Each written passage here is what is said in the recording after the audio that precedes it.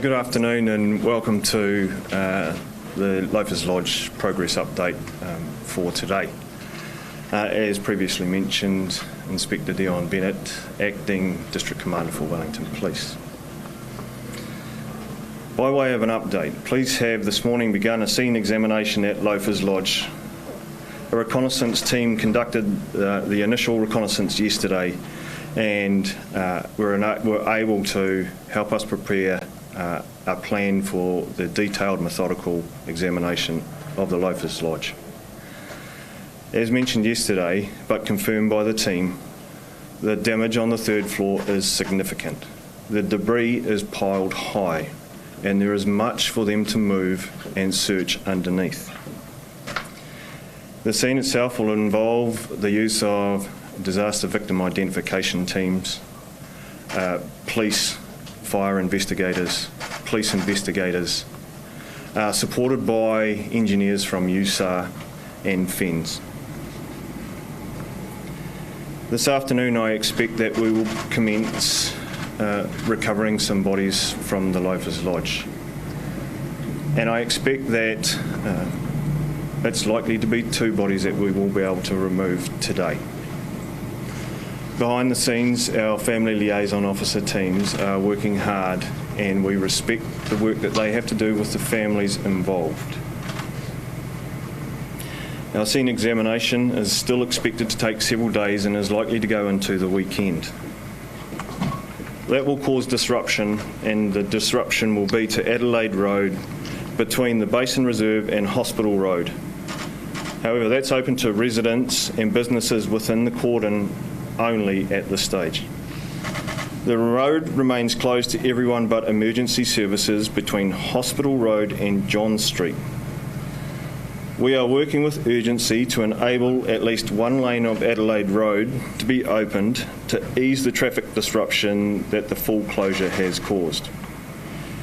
We'd like to extend our thanks for the cooperation of local businesses and residents affected by the road closures, and we understand the impact that is having on your business.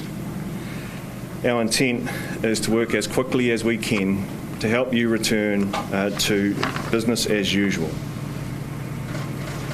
We continue to work with our partner agencies to support those residents who were evacuated from Loafers Lodge following the fire. We have had inquiries from residents asking about when their property may be returned. Until the scene examination is completed, it will not be possible to retrieve any property from the building. And also worth considering is the property inside the building is damaged by fire and, more importantly, asbestos. There will need to be some decisions made about whether it's safe to return that property. We will work with Wellington City Council to ensure that the residents affected are kept up to date with this information.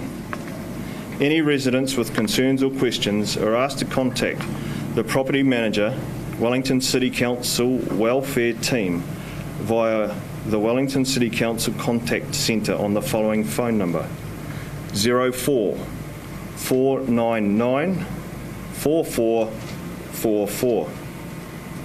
This is an incredibly difficult time for all those impacted by this tragedy, particularly those who are still waiting for news of their loved ones. I can assure you we are doing everything we can to recover and identify the deceased and loved ones from the Loafers Lodge as quickly as we can. Thank you. We have a very brief amount of time for questions because Dion has other places he needs to be, as I know you all do. So. Dion, do you have a more concrete number now in terms of people who are missing and how many bodies you've identified so far? In terms of deceased, our final confirmation will still not be known until we have done the detailed examination. And as you've just heard me say, there is debris piled high on the third floor. We are working at recovering 2 bodies today, 2 tomorrow, and then we will reassess and reevaluate the plan that's required for the remainder of the building. So that's 4 bodies in total, 2 today, 2 tomorrow. That's the current plan to work with that, yes. But how many remain unaccounted for, though? So yesterday I mentioned that we had 92 unaccounted for. The success of our appeal for information via 10.1 has also provided additional names for us to either link or not. So the number remains at 92 accounted for, plus some additional information for our inquiry teams to work through. So are you essentially saying that people won't be able to get any of their property back from the building itself? Yeah, I'm saying that there's risks associated with them trying to retrieve their property, particularly because there is asbestos in the building and it would have been disrupted and disturbed by the fire and the subsequent dousing of the fire. Do you have any update on how you can say it was arson? Do you know if there was lighters, matches at the initial, anything in relation to the initial couch fire? No, I'm afraid I can't comment on that. Just back to that, you said there was less than 20 still missing. Is that number still accurate? Well, as I said just before, that we've now had further information come through our appeal for us to work through. So it's accurate in terms of the additional information that's come from the 10.5 line requires us to work through that now and account for those names. Has information from security footage of the building helped at all? I'm not prepared to comment on that.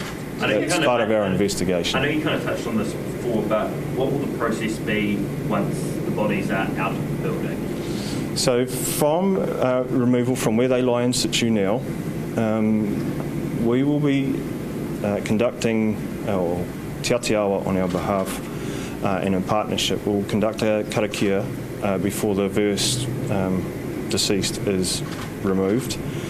They'll travel then to the mortuary where there is a specific process for disaster victim identification, and that's probably for the pathologist to talk about what that process looks like.